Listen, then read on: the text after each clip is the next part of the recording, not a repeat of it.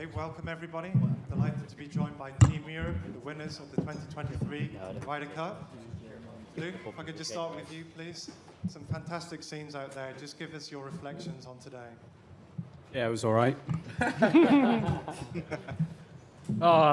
Yeah, I mean, it's an incredible week, and I'm just so happy for these 12 guys. They gave everything this week. They were a pleasure to be around. They made my life very easy, and they played like superstars. Not many people gave us a chance, I don't think, especially 2 years ago. And yeah, well, we proved them wrong. Yes, we did. Luke, we'll go straight into some questions. Friendly in the middle there, please. Luke, last night was a little interesting just with the 3-1 American session and what happened with Rory and Cantlay. But I was just curious, what was the mood of the team last night, and what did you say to them to maybe just sort of galvanize them for, I mean, I know they had a big lead, but just to kind of make sure that they did get the job done today? They didn't need galvanizing. They were 10.5 points to 5.5 up. We're in a great place. We're in a perfect place. We knew it was in our hands, and we stuck with the same plan we planned the whole week. You know, get off to fast starts, play as a team, use the crowd, use their energy, and yeah, it was. Yeah, the Ryder Cup is. It's always lots of swings and motion and changes, and at one point, you know, I was looking on the board trying to figure out how we're getting to 14.5 points, but in the end, we got there easily. Go to mic 2 on the right-hand side.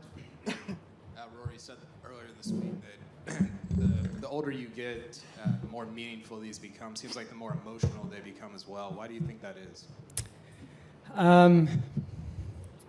I think because you realize how bad it feels when you lose them. And I think as time goes by, you know, this is my 7th Ryder Cup. Am I going to play in another 7? I don't know. I'm probably on the back 9 of my Ryder Cup career, and every one that I get to play in from now on is very, very meaningful. Sharing it, what? Really? Oh, I've made the turn. But it's and sharing the week, sharing the course with these guys, having Fitz and Tommy as my partners this week, and you know, just everything that we do as a team. It started, I mean, it started probably a year ago when Luke took the captaincy, and you know, the team started to take shape, and we did that practice trip here a couple of weeks ago, and everyone would probably agree with me, but we sat around a fire pit that night and we chatted and we got to know each other really well, and that was an amazing experience. I got to know things about these guys that I thought I knew them for a long time, but I got to know something different about them, and I think that really galvanized us as a team. And I think just spending time with these guys is just so more. It's just becoming more meaningful because I know I don't have that many left, and to see guys like Ludwig come in here and just be an absolute stud and take everything in his stride. I mean, I wish I was in his position again. You know, looking forward to playing in 15 or 20 Ryder Cups or whatever it is he's going to play in. But all the rookies that came in this year, everything, they've been absolutely amazing, and I'm just so proud to be a part of this team. And it's very, very meaningful. And then we saw what you said last night in the parking lot. Can you elaborate on who you were saying it to? It looked like you were kind of speaking to Bones, but also kind of yelling. Yeah, I text Bones this morning. He was just the first American I saw after I got out of the locker room, so he was the one that took the brunt of it. He was just in the wrong place at the wrong time. I text Bones this morning and apologized for that. But yeah, I was hot coming out of that yesterday. I was pretty angry. I didn't agree with what happened on 18, but you know, I think. I let it fuel the fire today, and it focused me, and you know, I was able to go out there and get my point. We'll go to Andy in the middle, please. Hi, Rory. If I may just follow up on that, please. Does that mean, because we were all watching that very interesting home movie of you last night, we couldn't quite see who else was in there? So it wasn't Joe LaCava that was taking the brunt of your anger there? Well,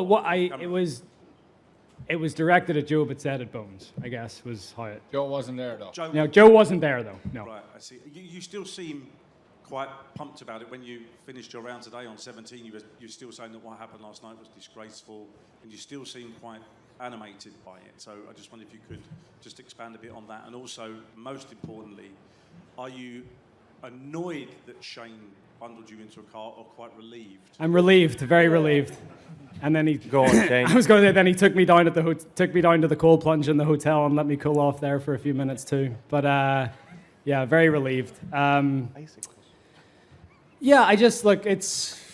We talked about it as a team last night. We felt like it was disrespectful, and you know, it wasn't just disrespectful to Fitz and I. It was disrespectful for the whole team. I get that. You know, we get the banter when we go over to the States and play, and you know, the same happens here. It's the way it is. It's the way the Ryder Cup goes, and you have to have thick skin. That's just the way it is. And are you much of a car park scrapper? I think But if I need I was going to, to have to do all the work. I'd say. That's now you were ready. I said I was going to have to do all the work. You want to go yeah. across to Brian on the right-hand side, please? Look, many congratulations just over here. Look, thanks. Magnificent celebrations on the first tee there as well. I think it was Rory that started the chant 2 more years. Is there any reason why you wouldn't, if offered, be captain again in 2 years' time? Listen, guys, I want to enjoy this moment right now with these guys. Come on. I haven't been asked yet, so. Can I ask Rory then? Do you want him in 2 years' time? I think everyone sitting here would be very happy to have him again. Okay, we'll go to Stephen on the left-hand side, please. Apologies, another question for Rory. You said you took inspiration from Marcus Aurelius. Got a pizza waiting. Can we go? Can you sort of elaborate on what you read from him and why it inspired you? Yeah, so I've read Marcus Aurelius's Meditations. I've studied Stoicism for a while and read a lot of those sort of books. And I just thought, as a former emperor of Rome, and seeing that we are in Rome, that it would be a good time to revisit some of his thoughts. And I revisited them on the way to the course today. Go to Neil in the middle, please. Question for Tommy, but Rory, can I just clarify? Has Joe apologised to you, and if not, do you want him to? So we've texted. We haven't seen each other face to face, but we've texted, and everything will be fine. But you know, it's a point of contention, and it still hurts. But you know, time's a great healer, and we'll all move on. Tom, can I just take you back to the scenes in the last few holes? Do you realise how tight it was all getting? Were you aware of the situation? What were your emotions when your tee shot at 16 hit the green, and then when Ricky conceded the putt? Unfortunately, yeah, I did see how tight it was getting. I think, I was probably more relieved than anything. I felt pretty comfortable all day. That was the thing, and I was always kind of, even though it was tight, I was always really in control of the match. It's just that the occasion was very, very big. Ricky let me off. You never really want to see someone hit it in the water, so I wasn't particularly pleased about that. But I still had to step up and hit. There's no point me bailing out with the tee shot there. He could still make 4, and he probably was still going to make 4. I was just very happy to sort of tee the driver down, and just thought. I was playing very, very well. Just put a swing at it and it set off straight and it wasn't moving, and I was happy to pick the tee up and move on. And then the thing is, with that green, you can't really see where the ball's landing with the sun, so you just wait for the crowd's reaction. And yeah, I was quite pleased when he gave me the putt. We've got to Tom on the right-hand side, please. Hi, Luke. I was quite struck on Thursday in your speech. You referenced your late parents, saying they'd be watching over you. Just from looking at cuts, I see you sadly lost your father 10 years ago. I didn't know about your mother, so I just wondered whether they'd been at the forefront of your mind and you know how they feel about today. Yeah, I had great parents. They were super supportive, but golf wasn't everything to them. They always really believed in me that to have a balanced life, enjoy golf, but enjoy other things in life as well. Yeah, they would be very proud of me. I think more for the fact, not that we won, more for the fact that just the way I kind of went around about the captaincy, I suppose. But yeah, that's a strange question. I've never had that one before. I've never thought about the answer, but yeah, I miss them. I miss them, of course. I would love to share this moment with them. And, you know, I think some of the things that we talked as a group was, you know, it's really, really important to not just play for each other, but play for those that mean the most to you. You know, I think that's super powerful. You know, we shared, I gave the guys some videos on Monday. Just some people that mean a lot to them, some 2-minute videos, just really giving them encouragement. You know, and I think that's why we always play this game. You know, it's not just for ourselves. And that's what makes the Ryder Cup so special, is we play it for the people that mean so much to us. And certainly my parents meant a lot to me. Yeah, they'd be very proud. Question over this side in the middle, please. Shane, just that was a thrilling match you played with Jordan there. Just what was it like to play those last few holes and just the mad scenes that unfolded? What was it like to go through all that? Yeah, it was an interesting day. Myself and Tommy and Bob were in the locker room before we went out, and we joked about hoping that it wasn't going to come down to our matches. And I couldn't believe it what I was seeing on the board, to be honest. And those last couple of hours were probably the two of the most stressful hours on the golf course I've had. But I felt like I was playing good golf, and Jordan obviously got up early on me. I gave him maybe 1 or 2 holes, but I didn't give much away. He played pretty good today, and then, you know, I fought hard. I just fought hard all day, and I knew I just needed to keep fighting hard for my team. And once I did that, I knew I'd be okay. And then, like, the scenes coming down 18, you know, I knew Tommy had gone up. He had gone. I knew he was 1 up playing 16, and I saw Ricky hitting the water on 17 or on 16. And I thought if I could birdie 17, that I was going to have a putt to win the Ryder Cup. That's what I was thinking. So selfishly, I was thinking, you know, I'm going to have a putt to win the Ryder Cup. This is going to be amazing. But thankfully, Tommy did it before me, and you know, I was on the green on 17, and I mean, I hit my putt and I hold it somehow. I have no idea how. And then 18 was just like, I hit my drive. I didn't care where it went. But then I was walking down, I was like, right, I'll try and win my point. But it's like, whatever. It was, you know, I don't really care. I said at the start of the week in here, I said, I don't care if I make no points, but as long as we win. It's that's not what matters to me. What matters to me is about winning. And I'm very happy and very proud of the lads. Go over to microphone 2 in the blue shirt. Congratulations, first of all. You said many times how much you love Rome and Italy. Do you love them a little bit more after today? Absolutely. I think we all love it. More important, in the past press conference, many times when you speak, you told me the name of Dodo Molinari. You say, Dodo told me to keep an eye on Oberg. We are working with Dodo with statistics, Dodo here, Dodo there.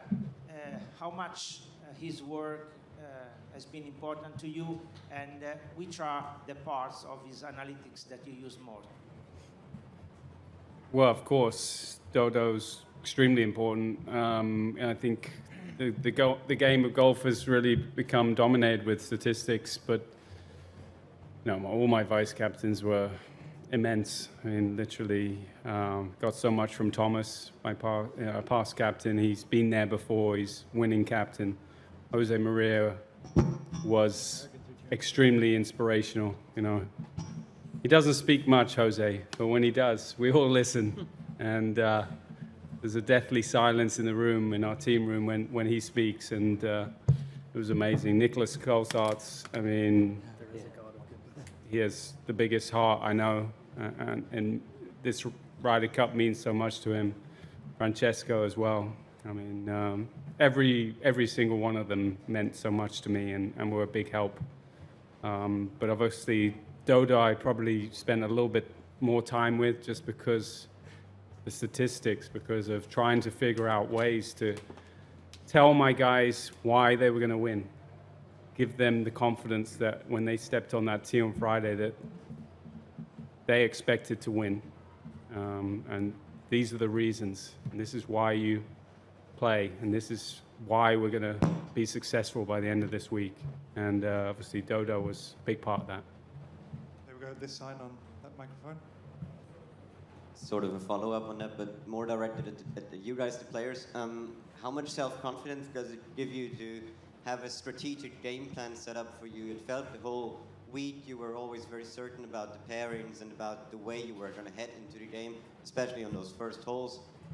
Here at Marco Simone. Go on, Rosie. We just winged it, really. Diplomat. No, I mean, listen, I think it started in the practice trip, didn't it, lads? We started to play in 4 balls. We started to play with guys that we potentially were going to play with. We were paired at Wentworth in specific pairings. Again, that kind of started the whole bonding process and also the comfort process of us all kind of understanding each other's games and dynamics. Nothing was left to chance on that front. Every opportunity that we could take to get forward and get more prepared, we took. And I think when you give people clarity, they can kind of sink their teeth into something. When things are reactive, I don't know, it feels like you're kind of hoping for something to change versus, when there's a plan, it's just about execution then. And I think players, we spend our whole lives practicing to execute. So if you give us a plan, something I'll say to my caddy, if good information, there's a good chance we're going to hit a good shot. We got a lot of good information this week ahead of time, so kind of kept us all pretty calm. And I think it just came down to the execution, which these lads are a pretty decent set of golfers. So then the statistics come into play. And statistics only mean something if the players step up and keep their level. And I think that the captains and the vice captains kept us calm enough. They kept the noise away from us where we kept our level. And then all the planning can mean something. Stand that mic, Adam. Rory, 2 years ago, we all saw you in tears. But what is the moment that sticks out to you as the part that hurt the most from that week? And how long did it take you to get over that? The scoreline, 19-9. I mean, that hurt. It really did. And like personally for me, I didn't feel like I give my best performance, and I didn't feel like I did my part for the team. And there was a few of us up here that were on that team that wanted to come back, and everyone at the start of the week was talking about, do you want to get revenge? Do you want to get revenge on the US team? And this wasn't about revenge. This was about redemption and showing what we could do. And as Rosie said, this has been a process. There's been a plan in place. We've known months in advance basically what the game plan was, how we were going to execute it, and then it just comes down to everyone getting on the golf course and being themselves and playing the way they know that they can play, and this is the result, which is amazing. But I've luckily been a part of a few winning Ryder Cup teams, and it feels amazing. But at the same time, being a part of a losing Ryder Cup team sucks. It really does. And I'm much happier sitting up here and talking to you guys today than I was 2 years ago whistling Straits. Not to take anything away from what you guys accomplished today, but 8 of the last 9 winners have been the home team. Is there too much to home field advantage? So I've said this for the last probably 6 or 7 years to anyone that will listen. I think one of the biggest accomplishments in golf right now is winning an away Ryder Cup, and that's what we're going to do at Bethpage. Oh, go on, Rory. Yeah, you go.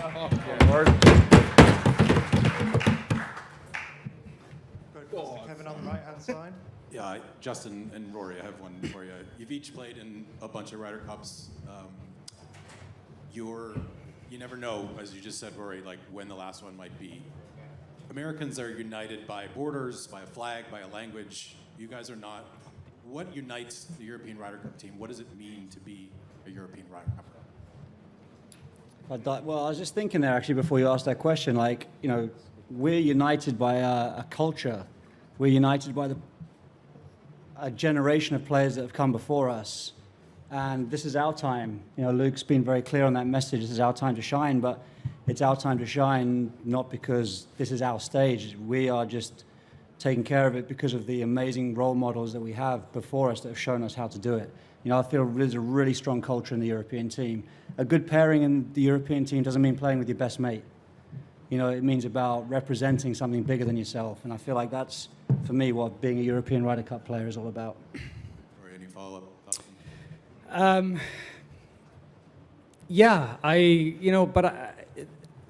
culture is huge. I think we take the piss out of each other. We have a sense of humor. We don't take ourselves too seriously.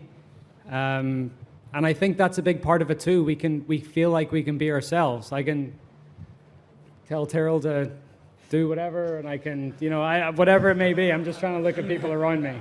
The boys were calling him Rocky McIlroy. Yeah, he's the swear guy, not me. But if you ask Bones, he may say differently. But I just think we don't take ourselves too seriously. There's a real good sense of humor in the team. Luke and the team have put together some amazing videos for us this week that, sometimes it's hard because you're within a group and they're making fun of you, but you're getting made fun of in a good way, and it's appreciated, and everyone's been good sports. But as Rosie said, Sevi, Ollie, the legends of the Ryder Cup that have came before us. We're caretakers of this European jersey right now, and we're hopefully going to pass it on in the future in a better spot than where we found it. I think that's really what we are right now. John, do you have any thoughts on that question? What does it mean to be a European Ryder Cup? Sorry. I know you hadn't got any questions. Let me come back real quick. I didn't know Rambo was there. Yeah. I didn't know I was here either. Only the best player in the world. Luke and Rory press conference. We could have gone ages ago, couldn't we? Obviously, I don't have as much experience in Ryder Cups as Rosie and Rory have, but I mean, I think they nailed it. Is the ability to walk through those gates or through the doors and forget about who you are outside this week, right? What you've done or you may do afterwards really, truly doesn't matter. In my case, obviously, there's certain Spanish legacy to live up to that is certainly not easy, right? The three main figures before me, Sevi, Ollie, and Sergio, are three guys that, if I'm not mistaken, all three of them have earned over 20 points in the Ryder Cup. 3 out of 9 are Spanish, right? So it's a lot to live up to, and it's something that really inspires me, especially when Jose is around, right? He's always telling me, little things to inspire me in that sense. So following on their footsteps and how they try to make the team better is the way I've approached it as well, and try to do my part in the team room. But I think Rory said it best, is the fact that we can go in there and make fun of each other and nobody really cares, right? We all laugh, and that's about it. I mean, in life, you need to be able to make fun of yourself, and it's a truly humbling experience to be part of this team. Okay, time for 2 more questions. Start in the middle on this side. Seb, this is one for you. Go on, Seb. Go on, Seb. Come on, Seb. Have you been aware of the situation that you could be possible winning the Ryder Cup? How were your feelings when you saw? Yes, they all knew when they had a putt to win the Ryder Cup. We knew. What were your feelings when you saw Tommy Fleetwood making the point before you hit the bunker shot? Tell us the relief, Seb. The feeling was pure joy. He did rob me of my moment, or of a chance of my moment, I guess. But no, I was ecstatic when he closed it out. I was on 18 green. Have you been aware of the situation? Oh yeah. I knew exactly that it was Those TVs. I mean, I was very nervous, but yeah, when he closed it out on 16, it was a fun place to be on 18 green because the crowd went crazy, and yeah, it meant we had won the Ryder Cup, so it was just pure joy. Okay, we'll go for final question on Shane, just behind, please. Boring last question, sorry. But Luke, I wonder if you could explain from a setup angle and a strategic angle why you guys were so successful on the first hole. Ooh. Dodo, where's Dodo? Where's the number cruncher? What was the success? What was our success rate? So you, in the first 3 sessions, you won it 5 times to 0 for the Americans, and I think the final was 10-4. No way. It's called playing for $100 in practice. You know, we as a team we knew getting off to a fast start was important. It was really important. Rory still hasn't paid me, by the way. Sorry, Luke. I haven't. Rory actually never pays. I'll just say that. Rory never pays. I didn't win the FedEx Cup this year. Rory never pays. He's waiting for the PIP payment. I didn't lose. Just building up the tank to fly on this jet. I guess the guys were ready. They were ready on the first tee. I mean, what more can you say? I mean, they obviously had a clear plan for what they needed to do on the first. It wasn't really a strategy thing in terms of setting up the hole. The hole was very similar to what we played in the last 3 Italian Opens. The fairways pinched a little bit in on the left. You know, statistically, we're pretty similar in accuracy off the tee to the US. We were slightly longer, but we, as a team, we talked about it. We talked about getting off to a fast start. So I think mentally they were just ready for it. Any difference in club selection? Was there any unified team philosophy like this is what No, I didn't tell them one time what club Wasn't to a chance hit. you'll get me there anything else other than driver off that hole. I'll tell you what, the strategy is tee up the driver. It's got the biggest head on it. That's the strategy. First tee Ryder Cup is the easiest club to hit. Send it.